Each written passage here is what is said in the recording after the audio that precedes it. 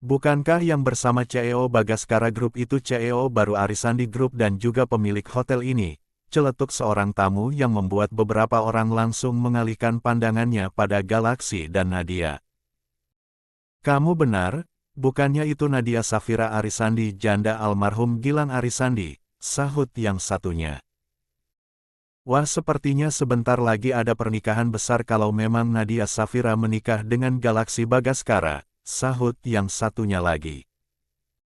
Selamat berbahagia Tante, semoga pernikahan Tante sama Om semakin hari semakin langgeng, ujar Nadia sembari mencium tangan Papa Arga dan Mama Nina. Terima kasih sayang. Tante sama Om sudah lama pengen bertemu sama kamu.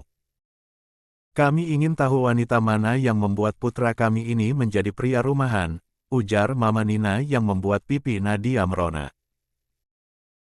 Sudah deh mah ngobrolnya nanti saja, lihat di belakang Lexi banyak tamu yang mengantri pengen memberikan selamat buat Mama sama Papa, ujar Galaksi yang membuat Mama Nina mengerucutkan bibirnya. Nadia menyapa Indra dan Mentari juga. Mentari mengerucutkan bibirnya saat melihat penampilan Nadia yang terlihat seksi dan wajahnya yang lebih cantik dari dirinya. Tuh kan, lebih cantik Kak Nadia daripada aku, nanti kalau Kak Lexi bisa menikahi Kak Nadia, predikat wanita tercantik di rumah jadi milik Kak Nadia dong, ujar Mentari yang membuat Indra dan Mama Nina terkekeh. Sudah jangan cemberut. Kamu kepingin kakak sulung kamu itu cepat menikahkan. Kalau Kak Lexi sudah menikah kita nggak bakalan disuruh cepat nikah sama Papa, ujar Indra yang membuat Mentari tersenyum. Setelah memberikan selamat kepada kedua orang tua Galaksi, Nadia dan rombongannya pun duduk di meja besar yang sudah disediakan. Tapi Larasati masih mengobrol dengan Mama Nina, kedua wanita parubaya itu terlihat sangat akrab walaupun belumnya mereka belum pernah bertemu. Namun perhatian Galaksi dan yang lainnya tertuju pada beberapa orang yang baru saja masuk ke dalam pesta itu. Di paling depan ada keluarga Diningrat yang datang bersama-sama. Di belakangnya ada keluarga Triatmaja, Agung Triatmaja membawa istri beserta anak tirinya, dan di belakangnya lagi ada keluarga Damar dan juga Rafael. Melihat itu wajah ceria Yola dan Nadia langsung berubah 180 derajat. Rafael yang melihat perubahan wajah Yola langsung menggenggam tangan ibu satu anak itu. Sedangkan Larasati berpamitan pada Mama Nina untuk bergabung dengan rombongannya saat melihat Surya Diningrat dari jauh. 36. Permainan akan segera dimulai sayang, gumam Larasati sembari mengedipkan matanya pada Samuel. Samuel melangkah mendekati Larasati dan mengulurkan tangannya pada wanita paruh kebaya itu. Mereka berdua duduk di kursi yang ada di sudut ruangan agar keluarga Diningrat tidak langsung melihatnya. Nadia yang melihat itu hanya melirik saja. Dia memang sudah mendukung rencana sang mama dan sekarang dia juga akan menampakkan batang hidungnya pada keluarga ayahnya itu. Bisa dilihat rombongan keluarga yang baru saja datang itu mendekati si pemilik pesta. Mereka memberikan selamat pada Bapak Arga dan Mama Nina. Sedangkan Nadia sudah dikerubungi beberapa CEO muda yang menyapa sekaligus berkenalan dengannya. Galaksi yang melihat itu hanya bisa menghela nafas kasar. Satu persatu acara inti pun dimulai keluarga Diningrat baru menyadari kehadiran Nadia di sana. Aku mau ke toilet sebentar ya mah, bisik Ardiansyah di telinga Ayudia. Iya Pak, jangan lama-lama, jawab Ayudia yang masih fokus menatap Tuan dan Nyonya Bagaskara. Sorak bahagia tamu undangan yang hadir di sana suasana semakin meriah. Sampai Mama Nina memanggil Galaksi untuk mendekat pada mereka. Galaksi. Sini nak, ujar Mama Nina yang membuat semua pandangan mata tamu di sana beralih pada Galaksi yang melangkah sembari menggenggam tangan seorang wanita muda. Surya Diningrat, Ayu, Seren dan Elang pun terkejut melihat penampakan Nadia di sana. Jantung Ayudia berdegup sangat kencang saat melihat wajah Nadia yang terlihat cerah tanpa beban. Namun dia sedikit lega karena Ardiansyah tidak ada di tempat itu sekarang. Nadia, gumam Ayudia dalam hati. Kenapa gadis miskin itu ada di sini? bisik Surya Diningrat di telinga sang menantu. Ayu tidak tahu Pah, kalau sampai Mas Ardi melihat anak itu. Semuanya bisa kacau, ujar Ayudhya sembari terus menatap Nadia yang menampilkan senyuman terbaiknya. Nadia sengaja menatap tajam Ayudhya dan juga Surya Diningrat yang masih terkejut karena kehadirannya di pesta itu. Jangan sampai gadis miskin itu mempermalukan kita di sini Ayu. Ujar Surya Diningrat lirih tapi masih bisa didengar oleh Ayudhya. Wah sepertinya sebentar lagi keluarga Bagaskara akan mengadakan pesta pernikahan, celetuk seorang tamu yang membuat senyuman Papa Arga dan Mama Nina semakin mengembang. Sedangkan Nadia hanya diam saja mendengar ucapan orang itu.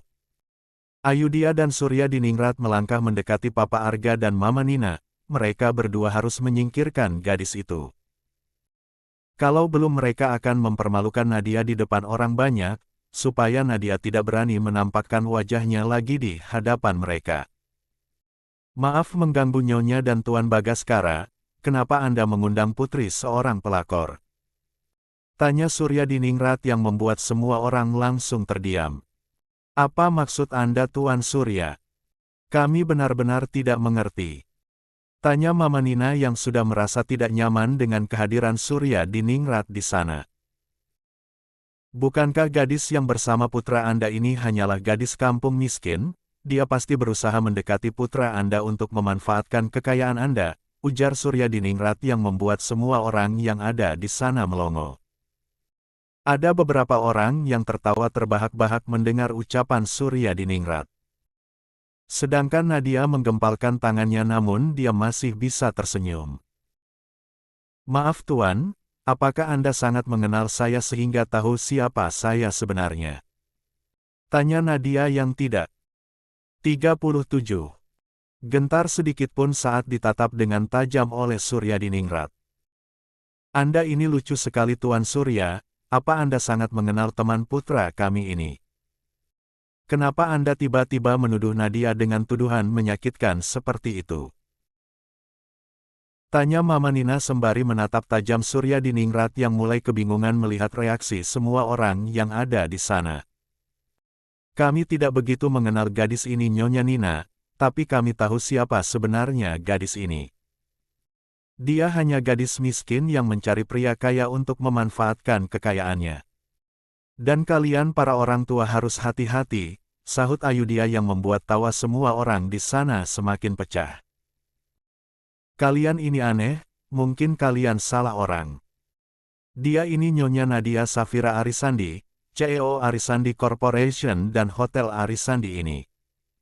Kenapa kalian menyebut dia gadis miskin? Sahut seorang pria parubaya yang sudah tahu siapa Nadia sebenarnya. Surya Diningrat, Ayudhya, Elang dan Seren langsung membeku mendengar ucapan orang itu. Mereka mengamati Nadia lagi takut kalau mereka salah mengenali orang. Namun saat Nadia mendekat ke arah mereka dan berbisik membuat Ayudhya dan Surya Diningrat mendelikkan matanya. Pembalasan akan segera dimulai kakek, Ibu Tiri. Bisik Nadia di telinga keduanya. Surya Diningrat dan Ayudhya menelan ludahnya berkali-kali dengan kasar, tubuh mereka kaku. Bahkan suara mereka tercekat di tenggorokan. Sedangkan di tempat lain, Larasati sudah bersiap memulai aksinya. Dia masih menggandeng Samuel, dan berdiri di lorong pintu keluar dari toilet. 121. 38. 1. Keluarga Diningrat masih bingung dan tidak percaya, apalagi dengan terang-terangan Nadia menantang Surya Diningrat dan Ayudhya. Bahkan gadis cantik itu menyenggol lengan Surya Diningrat sampai nyaris saja pria tua itu terjatuh.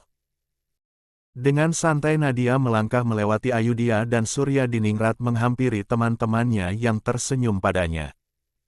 Apa-apaan ini Pak? Apa kita berdua cuma mimpi? Gadis itu benar-benar Nadia. Dan dia sedang mengancam kita, ujar Ayudhya dengan perasaan campur aduk. Surya Diningrat sendiri juga bingung, apalagi saat melihat tatapan meremehkan dari beberapa orang yang ada di sana. Anda ini bagaimana Tuan Surya Diningrat, kenapa Anda sembarangan mengenali orang? Anda tidak tahu kalau Nona Nadia itu adalah janda terkaya di kota kita ini. Dia adalah istri sekaligus pewaris semua harta kekayaan Arisandi Group. Jadi Anda jangan sembarangan kalau berbicara, ujar seorang pria parubaya yang juga pengusaha sekaligus rekan bisnis Surya Diningrat. Apa maksud Anda Tuan Dimitri? Tanya Surya Diningrat tergagap. Anda jangan cari gara-gara dengan Nona Nadia, dia itu bukan wanita sembarangan. Dia pewaris Arisandi Group, apalagi sekarang dia sangat dekat dengan CEO Bagaskara Group. Jadi kalau ingin menghina seseorang Anda harus lihat-lihat dulu, jangan sampai Anda salah orang dan berakibat buruk untuk usaha Anda, ujar Tuan Dimitri sembari menepuk bahu Surya Diningrat. Tubuh pasangan menantu dan mertua itu gemetar mendengar ucapan Tuan Dimitri. Namun mereka berdua masih mencoba untuk menetralkan ekspresi wajah mereka, apalagi saat melihat raut wajah Tuan dan Nyonya Bagaskara yang terlihat tersinggung dengan ucapan pasangan mertua dan menantu itu. Nadia tersenyum puas saat melihat wajah Surya Diningrat dan Ayu dia pucat. Bahkan dia terus menatap kakek dan ibu tirinya itu dengan tajam, membuat Surya Diningrat dan Ayu kebingungan. Seren dan Elang yang melihat ketakutan di mata kakek dan mamanya itu hanya bisa terdiam. Pembalasan baru dimulai Ayudhya, sebentar lagi kamu akan kehilangan satu-satunya perusahaan yang kamu banggakan, gumam Nadia sembari menyeringai. Papa kemana sih mah, kenapa tiba-tiba ngilang? Tanya Seren yang membuat Ayudhya langsung tersadar. Dia mencoba menghubungi nomor suaminya namun sampai sekarang tidak kunjung diangkat. Ardiansyah baru saja keluar dari toilet, dia berjalan sembari merapikan pakaiannya. Namun dari jauh dia melihat seorang wanita dan seorang pemuda sedang tertawa bersama. Namun saat melihat wajah wanita itu membuat tubuh Ardiansyah langsung membeku, jantungnya seakan berhenti berdetak, apalagi saat mendengar suara tawa wanita yang familiar di telinganya. Laras. Ardiansyah mengucek-ngucek matanya. Dia takut apa yang dia lihat di hadapannya itu hanya halusinasi. Ayo ikut Tante Sam, malam ini kita bersenang-senang, ujar Larasati sembari menarik lengan Samuel dan berjalan menjauh meninggalkan Ardiansyah yang masih membeku di tempatnya. Suara itu. Itu suara Laras, ujar Ardiansyah yang sangat mengenali suara manja wanita yang dari dulu masih sangat dia cintai itu. 39. Larasati melirik Ardiansyah dengan ekor matanya, dia berjalan sembari memeluk lengan Samuel. Ardiansyah yang baru tersadar pun langsung berjalan cepat menyusul langkah Larasati. Laras! Teriak Ardiansyah namun Laras dan Samuel pura-pura tidak mendengarnya. Mereka terus berjalan menuju kamar yang sudah Larasati pesan sebelumnya. Saat Samuel sudah membuka pintu, dia dan Larasati menghentikan langkahnya saat Ardiansyah mencekal tangan Larasati. Dengan santai Larasati pun menoleh begitu juga dengan Samuel. Laras, ini kamu kan? Tanya Ardiansyah dengan mata yang berbinar. Larasati menepis tangan Ardiansyah, raut wajah wanita cantik itu berubah ketus. Jantung pria parubaya itu berdegup sangat kencang. Tidak bisa dipungkiri dia sangat bahagia bisa melihat kembali istrinya yang sudah sangat dia rindukan. Maaf Tuan, apakah saya mengenal Anda? Tanya Larasati pura-pura tidak mengenal Ardiansyah. Laras, aku tahu aku bersalah dan berdosa sama kamu, tapi please. Jangan abaikan aku seperti ini. Bagaimanapun juga kita masih tetap suami istri, ujar Ardiansyah yang membuat Larasati berdecak kesal. Jangan hiraukan orang gila ini sayang. Ayo kita masuk, ujar Larasati sembari menarik dengan Samuel namun Ardiansyah langsung mencekal tangan Larasati kembali. Tolong dengarkan penjelasan aku dulu Laras, kenapa kamu jadi berubah seperti ini? Tanya Ardiansyah sembari menatap pria muda di hadapannya. Kamu tunggu saya di luar Sam, saya ingin membereskan masalah saya dengan pria brengsek ini. Tenang saja, kita lanjutkan nanti, ujar Larasati sembari mengelus rambut Samuel dan itu sukses membuat dada Ardiansyah bergemuruh seakan ingin meledak. Oke tante siap, ujar Samuel namun pemuda tengil itu masih sempat mendaratkan kecupan di pipi Larasati dan itu sukses membuat Ardiansyah mengepalkan tangannya. Samuel meninggalkan Larasati bersama Ardiansyah, pemuda tengil itu menyeringai lalu kembali melangkah. Sedangkan Larasati masuk ke dalam kamar itu, dia melepas high heels yang dia kenakan dan melemparkan tas ke atas sofa. Dia terkejut saat Ardiansyah langsung memeluk tubuhnya dengan erat dari belakang. "Lepaskan Tuan," ujar Larasati sembari menyentak kedua tangan Ardiansyah sampai pelukan mereka terlepas. Wajah wanita parubaya itu terlihat dingin, Ardiansyah menatap penampilan Larasati dari ujung kepala sampai ujung kaki. Tubuh dan wajah wanita itu tidak berubah, tetap cantik seperti dulu saat Ardiansyah meninggalkan dia. "Cepat katakan Tuan, apa yang ingin Anda bicarakan sama saya?" "Saya masih punya banyak urusan," ujar Larasati sembari duduk menyilangkan kakinya di sofa kamar itu. "Aku rindu sama kamu Laras," ujar Ardiansyah yang membuat Larasati tertawa terbahak-bahak sembari bertepuk tangan. "Hahaha, dasar penipu. Baji, asterisan kamu Mas," teriak Larasati, suaranya bahkan menggema di kamar mewah. "Itu." Ardiansyah yang melihat itu pun langsung berlutut di bawah kaki Larasati sembari menundukkan kepalanya. "Maafkan aku mohon maafkan aku yang bodoh dan pengecut ini," ujar Ardiansyah sembari mencoba menggenggam tangan Larasati, namun wanita cantik itu menepisnya. "40. Kamu memang bodoh. Kamu pengecut dan kamu batch asterisan Mas. Tapi aku lebih bodoh dari kamu, bisa-bisanya aku ditipu oleh pria yang berlagak polos seperti kamu. Semuanya sudah terlambat, sekarang lebih baik kamu menyingkir dari hadapanku. Penyesalanmu itu tidak berguna lagi. Aku dan Nadia sudah tidak membutuhkan kamu lagi, kami bisa bahagia tanpa kehadiran kamu." Teriak Larasati sembari mendorong kasar tubuh Ardiansyah sampai terjatuh. Sebenarnya hati Larasati juga terasa sakit saat melihat pria yang sangat dia cintai memohon dan mengiba padanya. Namun rasa sakit itu tidak ada apa-apanya dibanding rasa sakit yang diberikan oleh Surya Diningrat dan Ayudhya padanya. Mungkin memang Ardiansyah tidak pernah tahu apa yang dilakukan oleh ayah dan istri pertamanya. Namun Larasati masih memendam kecewa pada pria itu walaupun dalam hatinya masih sangat mencintai Ardiansyah. "Kalau kamu tidak mau pergi silakan berlutut di situ saya selamanya," ujar Larasati sembari beranjak dari duduknya. Wanita parubaya yang masih sangat cantik itu masuk ke dalam kamar mandi. Setelah sampai di dalam kamar mandi, Larasati tidak bisa membendung air matanya. Dia memukuli dadanya sendiri yang terasa sesak. Kenapa sesakit ini melihat kamu memohon dan memelas padaku Mas?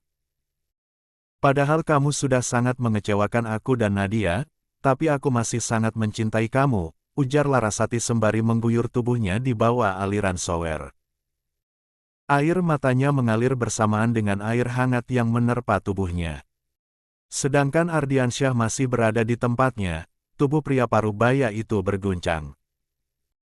Dia menangis, dadanya terasa sakit saat melihat wanita yang sangat dia cintai bersikap dingin dan membencinya. Ardiansyah tidak peduli meskipun dari tadi handphone yang ada di saku jasnya terus bergetar. Nadia menatap Samuel yang berjalan sembari tersenyum ke arahnya. Nadia yakin kalau sang ibu sudah bertemu dengan ayahnya. Sebenarnya Nadia sedikit tidak rela kalau ibunya harus bersama lagi dengan Ardiansyah, namun Nadia tahu kalau ibunya itu memang masih sangat mencintai ayahnya.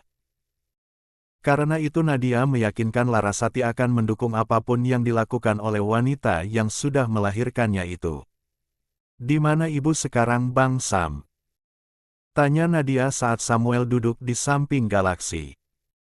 "Mereka ada di kamar 440 Nona. Sepertinya mereka akan rujuk dan melepas rindu," ucap Samuel yang mendapat pelototan dari Galaksi. "Mungkin ibu memang sangat merindukan suaminya, bagaimanapun terlukanya hati ibu pasti dia masih sangat mencintai ayah," ujar Nadia sembari menyandarkan kepalanya di pundak Galaksi. Galaksi mengelus rambut panjang Nadia, tanpa sadar wanita cantik itu menyambar minuman yang sedang dibawa oleh pramusaji. Jangan minum itu, Dek. Namun Galaksi sudah terlambat. Nadia sudah menenggak minuman itu hingga tandas. Memangnya kenapa, Mas? Tanya Nadia yang merasa aneh setelah minum minuman itu. Rasanya pahit dan panas di tenggorokan. Itu minuman beralkohol, aku takut nanti kamu mabuk, ujar Galaksi sembari menatap wajah cantik Nadia yang tersenyum padanya. Kalau aku mau bukan ada kamu, Mas, memangnya kamu mau membiarkan aku berkeliaran di jalan? Tanya Nadia sembari terkekeh. Sedangkan di meja lain, Surya Diningrat dan Ayu terlihat gelisah, apalagi Ayu yang sibuk dengan ponselnya. 41. Wanita parubaya itu masih mencoba menghubungi sang suami namun sepertinya Ardiansyah tidak ada niatan untuk menjawab panggilan itu. Sebentar lagi kamu akan kehilangan suami yang mati-matian kamu pertahankan dengan menghancurkan wanita lain, gumam Nadia sembari tersenyum sinis pada Ayudhya. Di tempat lain, Ardiansyah masih berada di tempatnya, dia mendongak saat mendengar seseorang membuka pintu kamar mandi.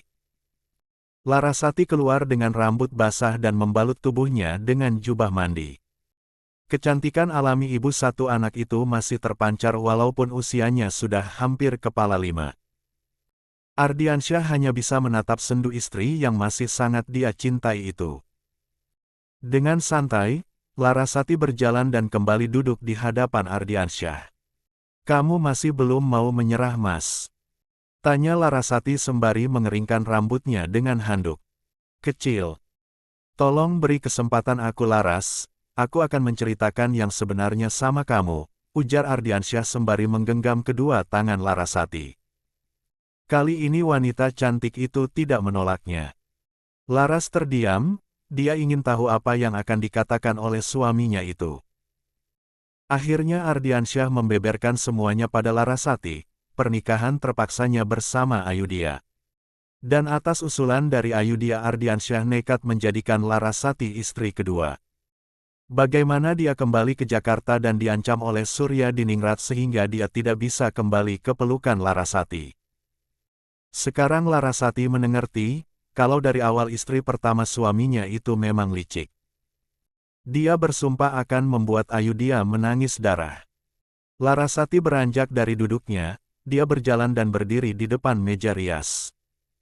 Larasati mengusap air matanya yang masih mengalir.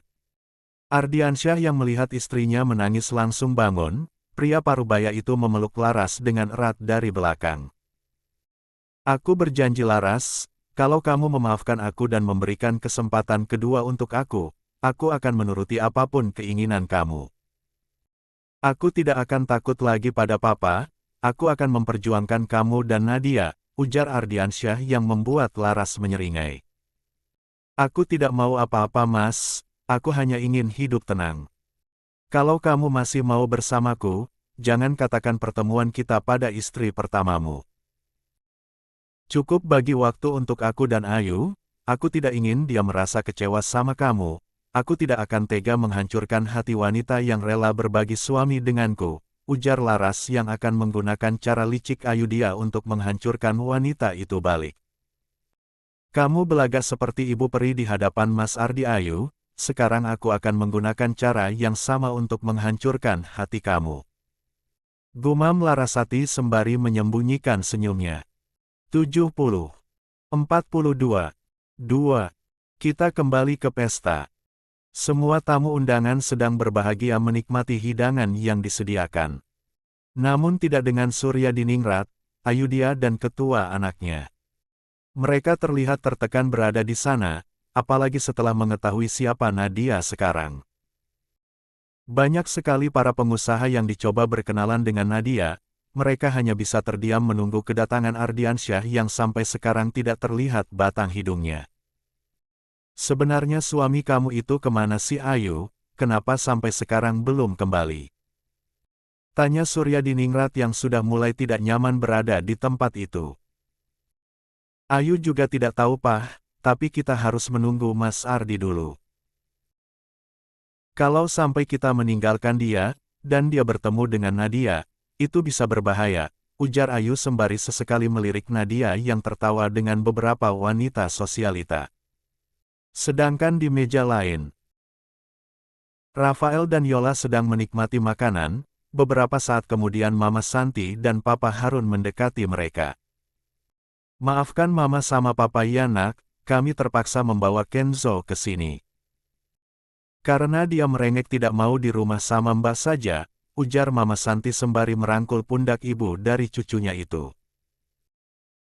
Tidak apa-apa Mah, terus kemana Kenzo-nya sekarang? Tanya Yola sembari mengarahkan pandangannya mencari keberadaan sang putra. Bermain di bawah, di sana ada playground. Jadi pengasuhnya menemani dia, jawab Mama Santi sembari duduk di samping Yola. Mama Santi dan Papa Harun memang menyuruh Yola memanggil mereka Mama dan Papa, walaupun status mereka bukan mertua dan menantu. Demi kebahagiaan Kenzo, Yola pun menuruti keinginan Mama Santi dan Papa Harun. Obrolan mereka harus berhenti karena sapaan seseorang. Selamat malam Nyonya dan Tuan Wijaya, sapa seorang wanita yang tidak lain adalah Farida, ibu tiri Yola. Yola yang melihat penampakan Papa, saudara tiri dan ibu tirinya itu pun menggepalkan tangannya. Melihat reaksi Yola, Mama Santi menggenggam tangan ibu satu anak itu. Sekarang kedua orang tua Rafael tahu dari keluarga mana Yola berasal, dan bagaimana Tuan Agung Triatmaja mencampakkan Yola gara-gara mempertahankan cucu mereka. Mama Santi bersumpah tidak akan membiarkan orang lain ataupun keluarga Yola menginjak-injak harga diri wanita yang sudah melahirkan cucu mereka, walaupun itu ayah kandung Yola sendiri. Selamat malam Nyonya Triatmaja, jawab Mama Santi. Apa kabar Tuan Harun?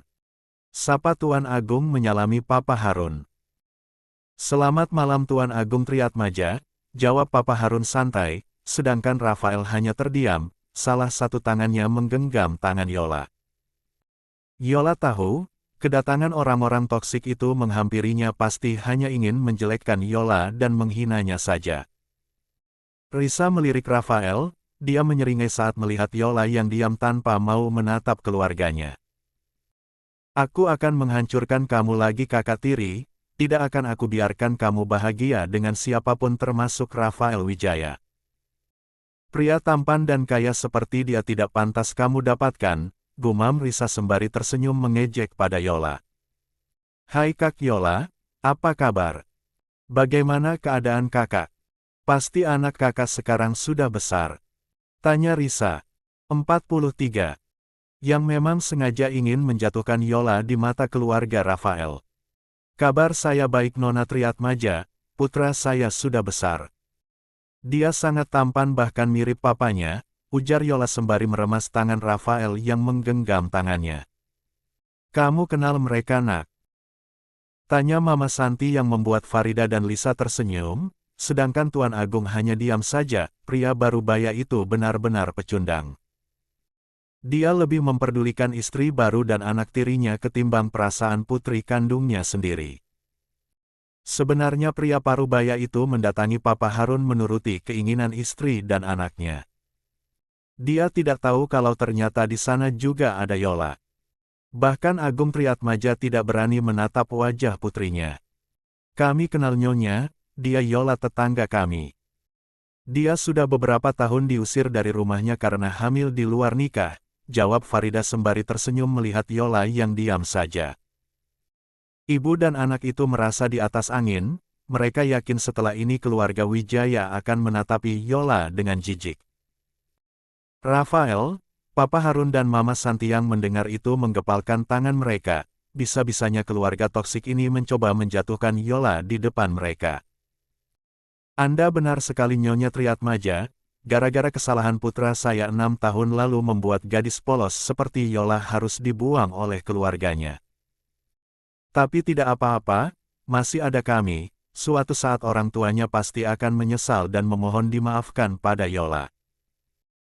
Kami akan menganggap wanita yang sudah mempertahankan penerus kami ini seperti putri kandung kami sendiri, ujar Mama Santi yang membuat Agung Triatmaja, Farida dan Risa mendelikkan matanya. Tuan Agung Triatmaja meremas tangannya sendiri, hatinya terasa tercubit dengan perkataan Mama Santi.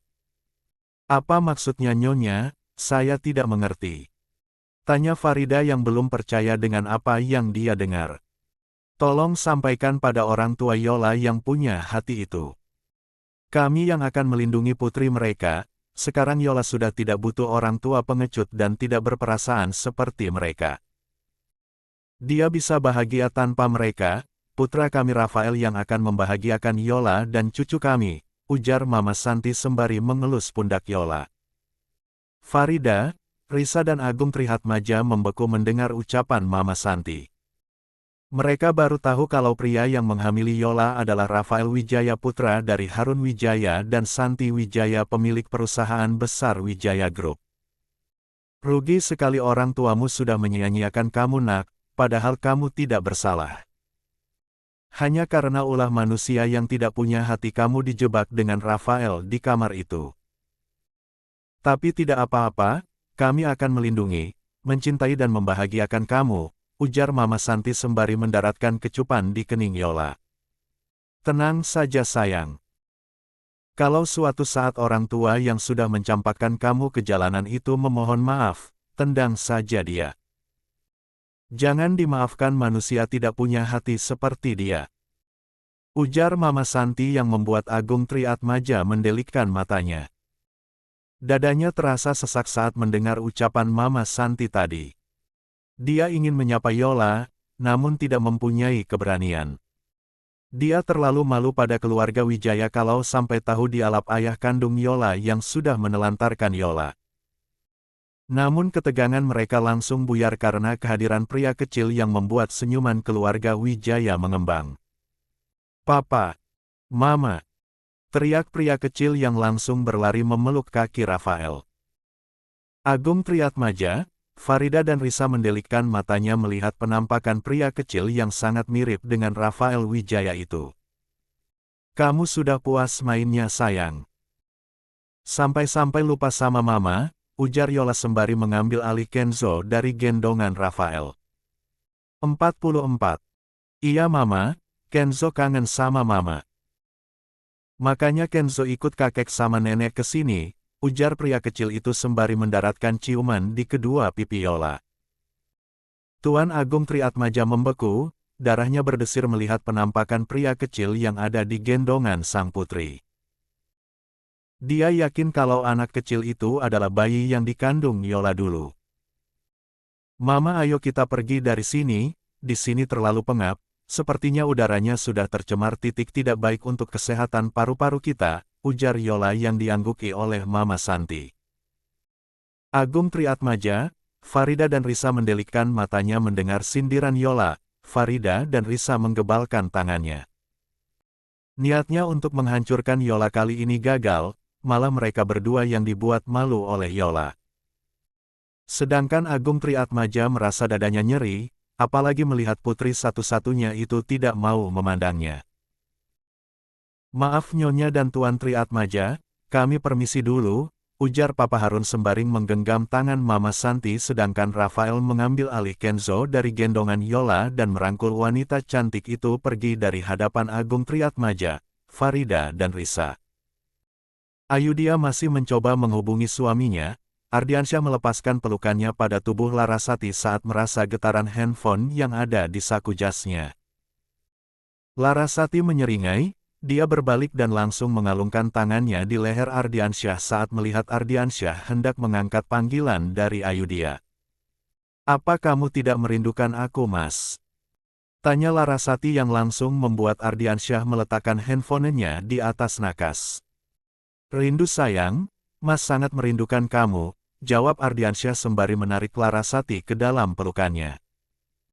Handphone Ardiansyah terus bergetar, namun pria parubaya itu mengabaikan panggilan dari istri pertamanya.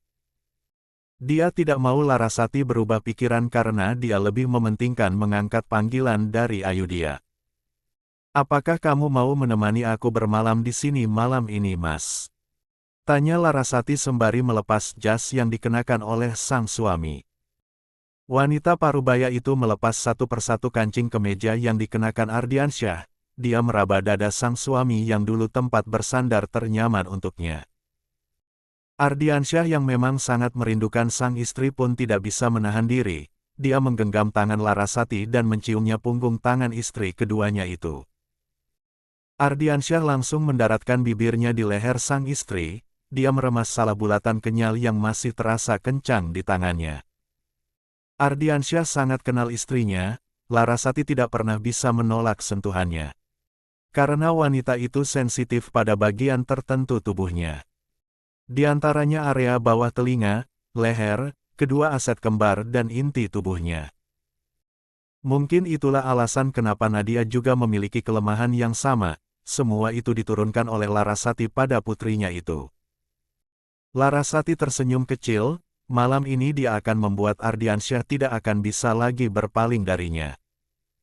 Ayudhya pasti akan seperti orang gila kalau tahu suaminya tidak pulang dan tidak memberikan kabar padanya. Larasati mendorong dada Ardiansyah, membantu Ardiansyah melepaskan gesper yang melekat di pinggangnya. Larasati tersenyum melihat tubuh sang suami yang masih terlihat gagah walaupun di usianya yang hampir kepala 5. Tidak bisa dipungkiri kalau Ardiansyah masih sangat menawan, mungkin itulah alasan kenapa Ayudhya tidak rela berbagi suami lagi dengannya. 45. Larasati mendorong tubuh suaminya sampai terduduk di atas ranjang. Ibu satu anak itu langsung naik ke pangkuan Ardiansyah. Larasati mendekatkan wajahnya dan langsung menyambar bibir Ardiansyah dengan rakus, melesatkan indera pengecapnya ke dalam rongga mulut sang suami. Ardiansyah yang masih terkejut pun hanya membeku, namun pria itu mulai terhanyut dengan permainan lidah sang istri. Sedangkan Ayu sudah gelisah, dia mengajak mertua dan kedua anaknya pulang. Dia yakin pasti suaminya itu udah pergi dari tempat itu, karena kalau tidak Ardiansyah pasti sudah menyusulnya kembali ke pesta. Kita pulang saja Pah, Mas Ardi pasti sudah pulang. Tidak biasanya dia tidak mengangkat panggilan dari Ayu, ujar Ayudhya yang diangguki oleh Surya Diningrat. Pria tua itu juga sudah mulai tidak nyaman berada di tempat itu. Karena dia ingin segera memberikan perintah pada anak buahnya untuk menyelidiki Nadia. Sedangkan Nadia sendiri sudah mulai keliengan, dia menggenggam tangan Galaksi sembari menepuk-nepuk kepalanya. Sepertinya minuman yang dia tenggak tadi sudah menghilangkan separuh kesadarannya.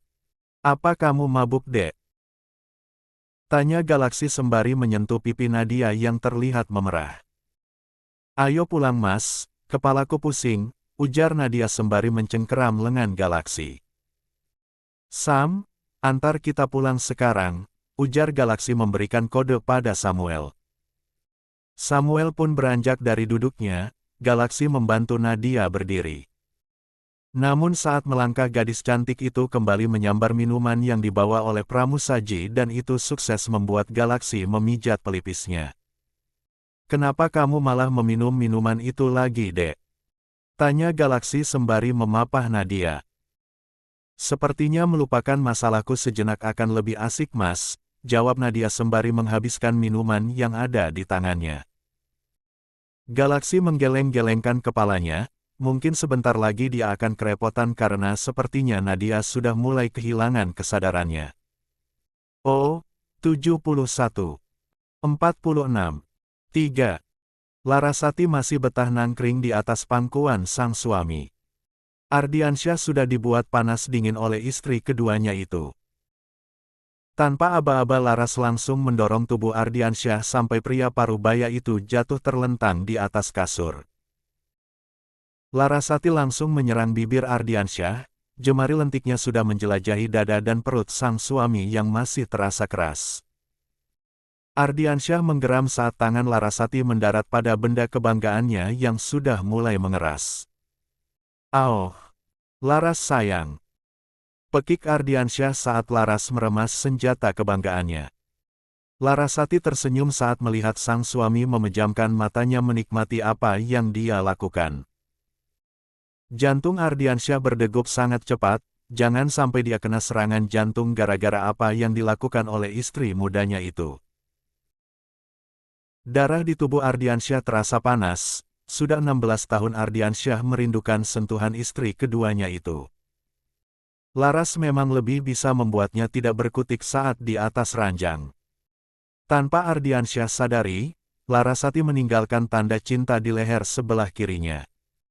Larasati memang sengaja melakukan itu, dia ingin Ayudhya kebakaran jenggot saat melihat tanda itu di leher suaminya. Aku sangat merindukan milikku ini Mas, aku ingin tahu apakah dia masih tetap perkasa seperti dulu, bisik Larasati sembari menarik celana bahan yang dikenakan oleh Ardiansyah. Mendengar ucapan Larasati, Ardiansyah semakin dibakar gair 4H. Sekarang tubuh Ardiansyah hanya dibalut kain segitiga yang menutupi senjata kebanggaannya saja. Dia langsung menarik tuh istri dan mengganti posisi mereka. Sekarang Larasati berada di bawah kungkungan Ardiansyah.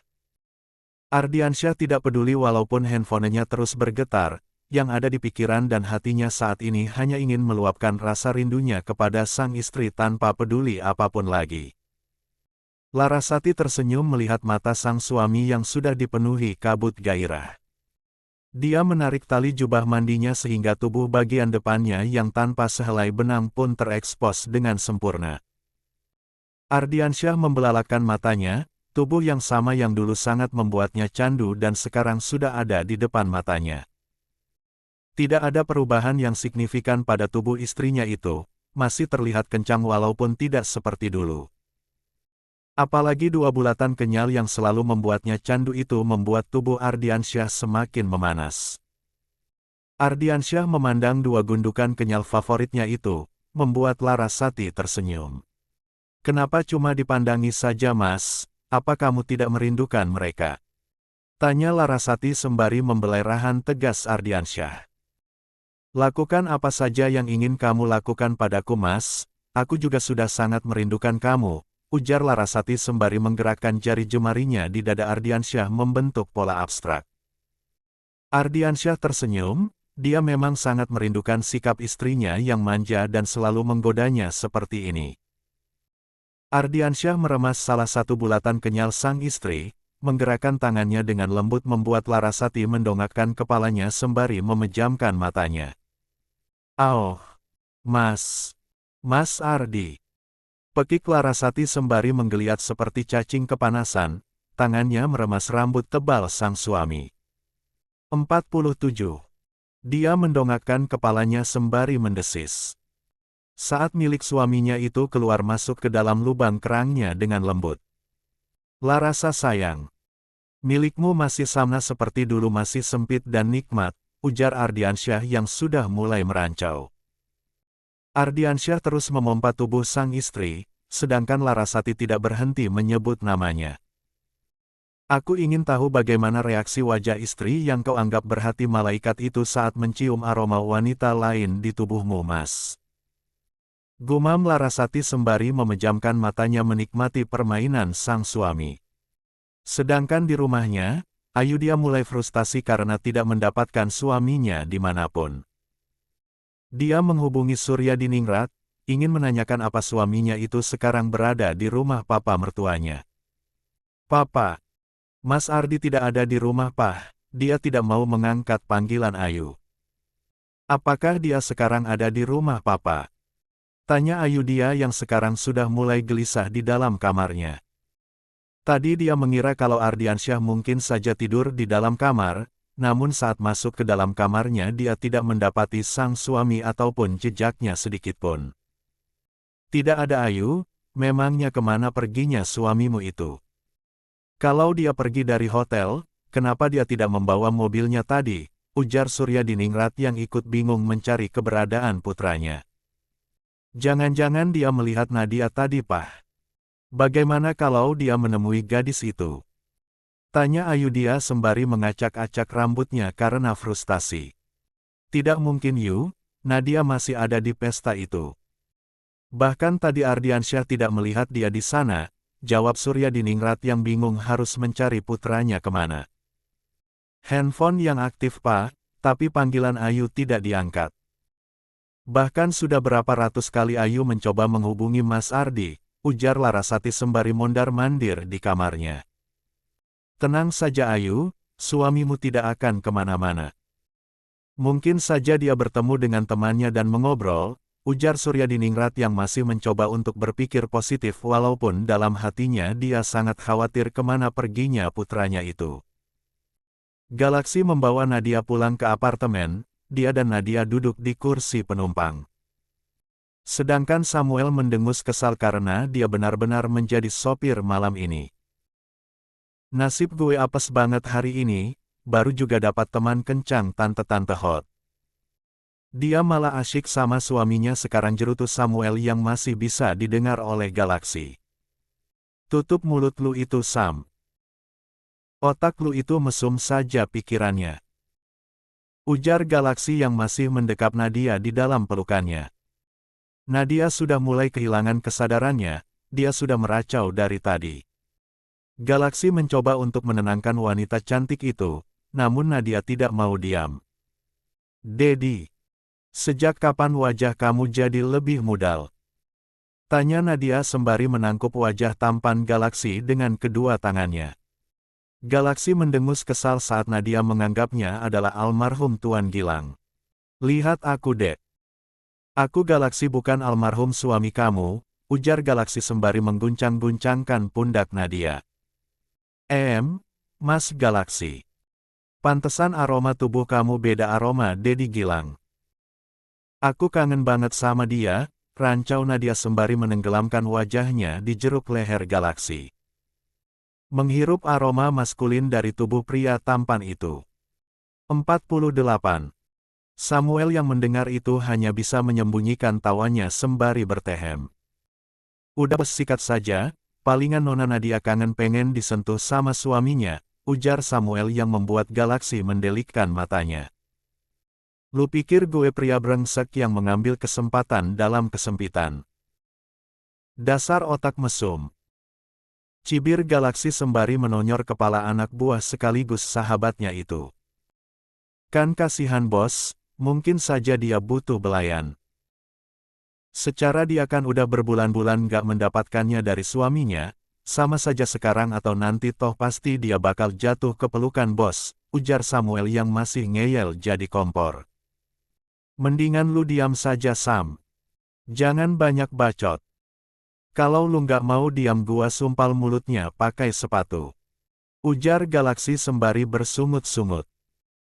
Tangan Nadia terus bergerok meraba dada bidang Galaksi yang masih berbalut kemeja.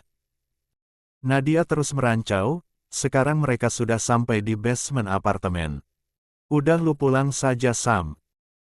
Gue mau bawa Nadia ke atas, ujar Galaksi sembari membantu Nadia turun dari dalam mobil. Udah bos jangan buang waktu. Gas sekarang, dia pasti nggak bakalan nolak bos kalau udah tahu rasanya rudal punya bos, ujar Samuel yang membuat Galaksi memijit pelipisnya. Kepala Galaksi seakan mau meledak mendengar ucapan konyol Samuel yang dari tadi mencoba untuk memanas-manasi dirinya. Udah lu pergi dari sini. Sebelum gue patahin leher lu. Ujar Galaksi yang langsung mengangkat tubuh Nadia ke atas gendongannya. Galaksi ingin segera membawa Nadia apartemennya, dia tidak mau kepalanya semakin pusing meladeni omongan Samuel dan mencoba menenangkan Nadia yang terus bergerak di gendongannya. Seandainya aku nggak cinta mati sama kamu, aku perkosa sekalian kamu Dek, ujar Galaksi sembari mendaratkan kecupan di bibir Nadia. Pria tampan itu melangkah menaiki lift menuju unit apartemennya, nanti seandainya dia tidak bisa membuka apartemen Nadia, Galaksi akan membawa Nadia tidur di apartemennya saja. Jangan lupa kasih ulasan bintang 5-nya ya para readers setia. Jangan lupa juga follow akun penulis Mamai sini. Insya Allah nanti tak kasih double up yang nggak kalah hotnya. 103. 49. Terkejut. Rere menyentuh kening Damar, benar sekali suhu tubuh sedikit tinggi. Ya sudah ayo masuk pak, saya carikan obat demam. Kamu tunggu saja di sini mas, ujar Rere sembari beranjak dari duduknya.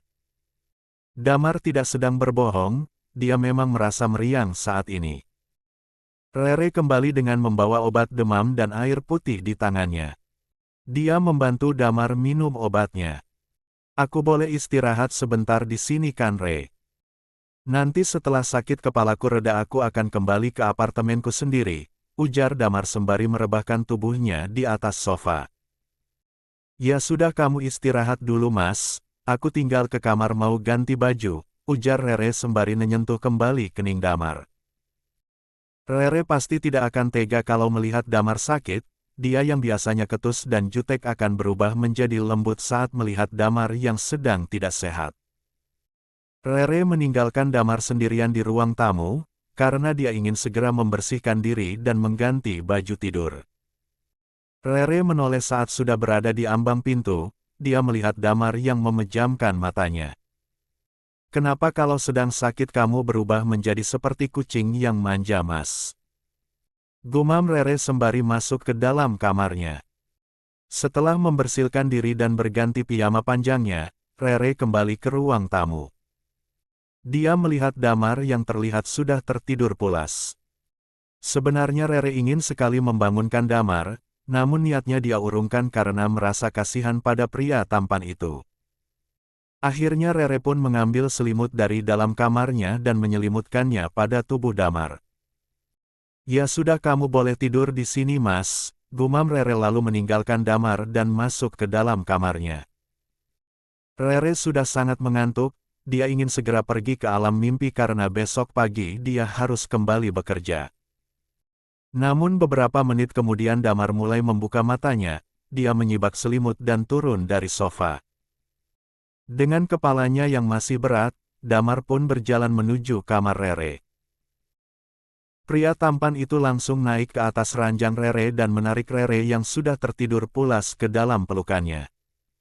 Jam menunjukkan pukul 2 dini hari.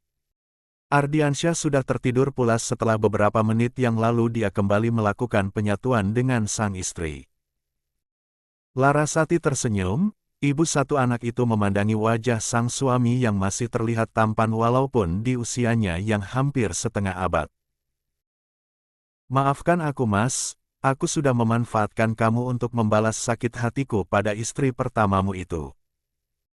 Tapi ini baru dimulai. Sekarang saatnya aku yang memegang kendali, gumam Larasati sembari menyibak selimut dan turun dari atas tempat tidur dengan tubuh polos. Ibu kandung Nadia itu merogoh handphone yang ada di dalam tasnya, dia menghubungi seseorang. Pastikan besok sore kabar tentang kehancuran perusahaan milik Ayudhya harus sudah tersebar, ujar Larasati pada orang di seberang. 50. Larasati kembali memasukkan handphonenya ke dalam tas setelah selesai berbicara dengan orang itu. Dia mengambil parfum dari dalam tasnya, berjalan mendekati kemeja dan jas milik Ardiansyah. Menyemprotkan parfum itu sedikit di sana lalu tersenyum. Setelah itu Larasati masuk ke dalam kamar mandi untuk membersihkan dirinya. Setelah selesai, dia keluar dengan pakaiannya tadi. Larasati menuliskan sesuatu di secarik kertas dan menaruh kertas itu di bawah handphone milik Ardiansyah yang ditaruh di atas nakas. Selamat tinggal suamiku sayang, aku akan menghubungimu lagi nanti.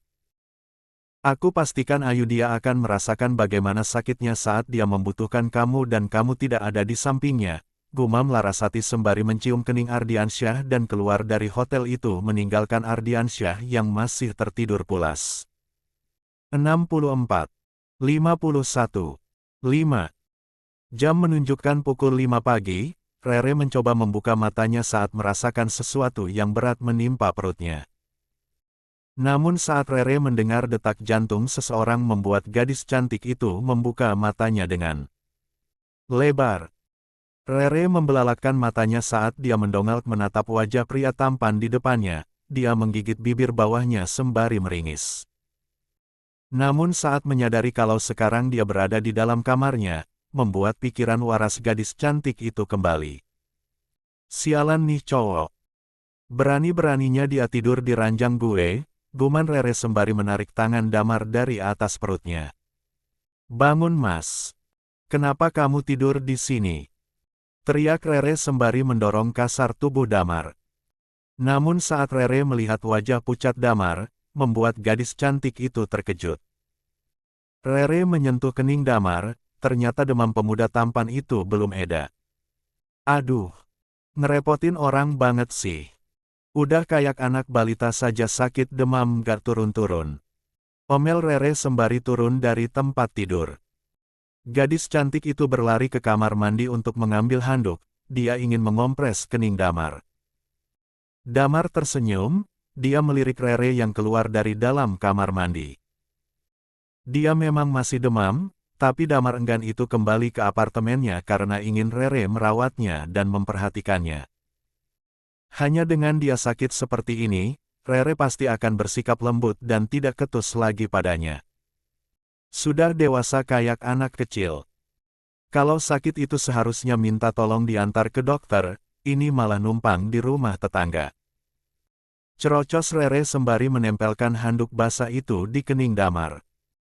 Yang ikhlas kalau merawat tetangga dong Re, masa kamu tega ngebiarin aku sakit sendiri nggak ada yang rawat di apartemen, jawab Damar lirih. Salah sendiri nggak pulang ke rumah mama dan papa kamu mas. Kamu istirahat dulu, aku buatin bubur setelah itu minum obat lagi. Kalau demam kamu nggak turun-turun aku seret ke rumah sakit kamu mas, ujar Rere sembari beranjak dari tempat tidur.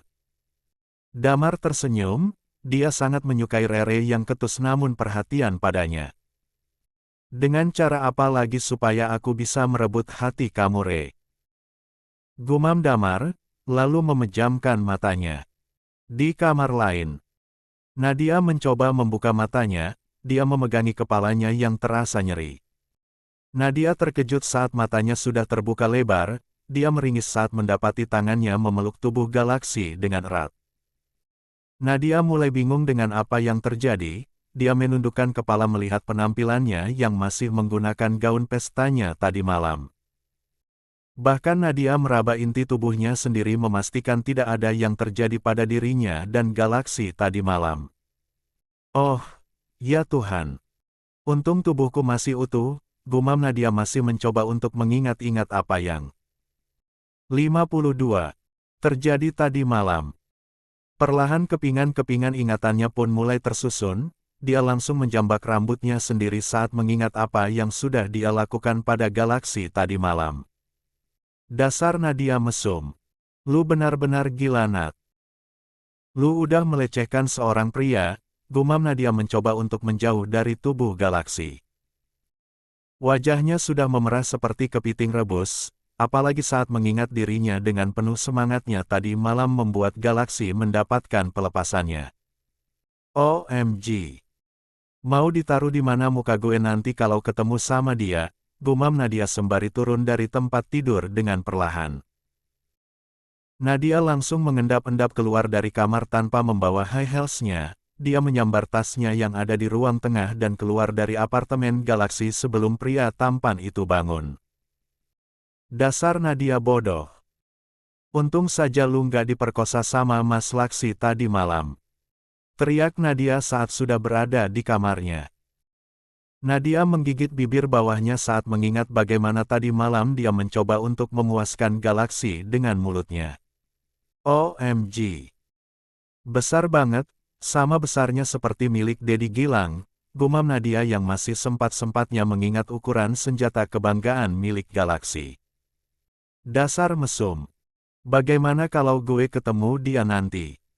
Apa gue pura-pura lupa saja? Gumam Nadia yang sekarang sedang berguling-guling di atas tempat tidur sembari mengacak-acak rambutnya dengan kasar. Untung aja tadi malam dia nggak nyentuh gue. Kalau sampai dia nyentuh gue, bisa-bisa gue yang memperkosa dia, gumam Nadia sembari memukul-mukul kasur menyesali dirinya yang ceroboh. Jam menunjukkan